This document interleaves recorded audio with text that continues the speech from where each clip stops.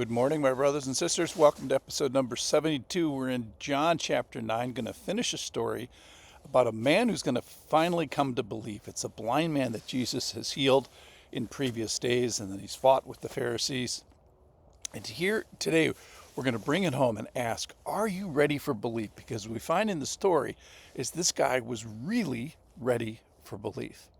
This is from John chapter 9, verse 35. Come read with me. Get your Bibles out.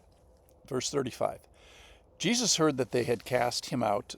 The blind man was cast out of the synagogue.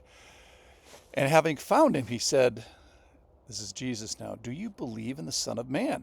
And he answered, this is the part I love about this. And who is he, sir, that I may believe in him? He was ready for belief. Jesus said to him, you've seen him, and it is he who is speaking to you. And he said, Lord, I believe. And he worshiped him. Jesus said, for judgment I came into this world, that those who do not see me may see, and those who see may become blind.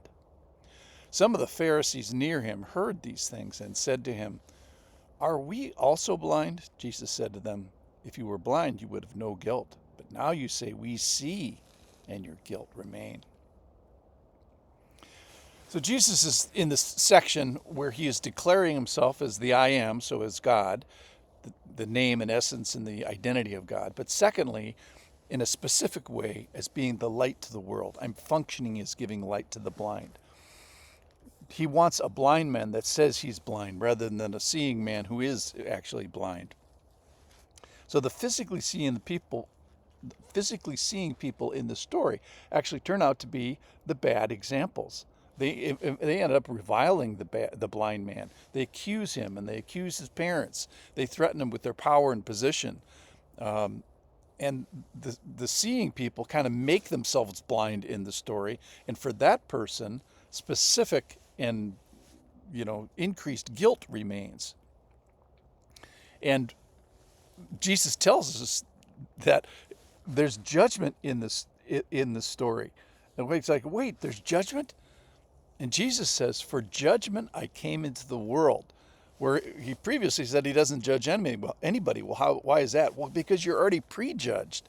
We've looked at the passage, John 3:16, for God so loved the world, rainbows and puppies. But the next verse says, God didn't send his son into the world to condemn the world, but in order that the world might be saved. That's still good. Verse 18, whoever believes in him is not condemned, but whoever does not believe is condemned already. So Jesus doesn't need to judge now because we all have been standing in judgment chronically. So yet because of all of us standing in this judgment, that's the reason he comes down. It's for judgment that he came down into the world, to judge, which has already been done, but to rescue, which hasn't been done. All right, let's focus our sight on the blind man because he's such a good example. We're supposed to be like him, struck by our blindness and sort of sobered by it and shocked by it and stunned by it. And we're going to ultimately see more if we come as a humble person, as sort of a blind person, than if we come claiming our positions and our historical superiority and all that.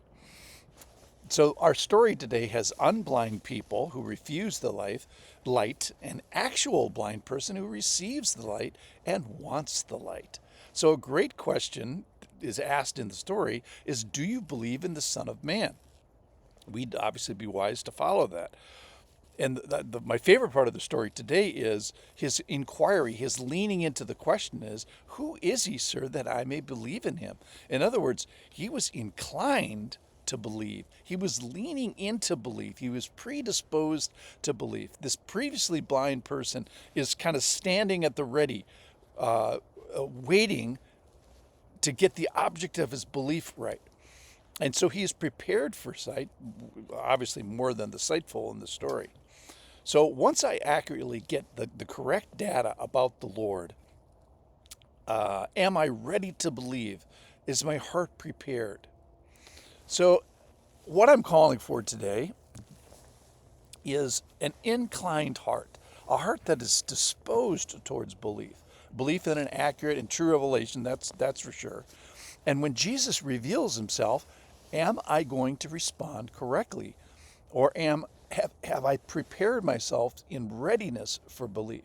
Am I prepared to believe, prepared to worship as this guy does in the story? So incline our hearts like the blind man. Let's be ready for belief, just waiting for the accurate truth to be found. Now his was softened by miracles and exposure and maybe certain gifts that the Lord showed him. And by extension, we can also put ourselves on the path of truth by regular exposure to the Word, regular exposure to the people of God, regular acts of service, because we have a lot to say about preparing ourselves in this way. This reminds me of the story of an author who practically puts herself down in front of the typewriter every morning at 7 o'clock in a very disciplined way. And when her reviler, kind of critic, heard of such organization, he criticized and says, "Hey, why don't you just write when you're inspired?" And she replied that she was placing herself in a ready position for capture in case any good idea should float on by. And I think similarly, like the blind man here, he was ready for belief.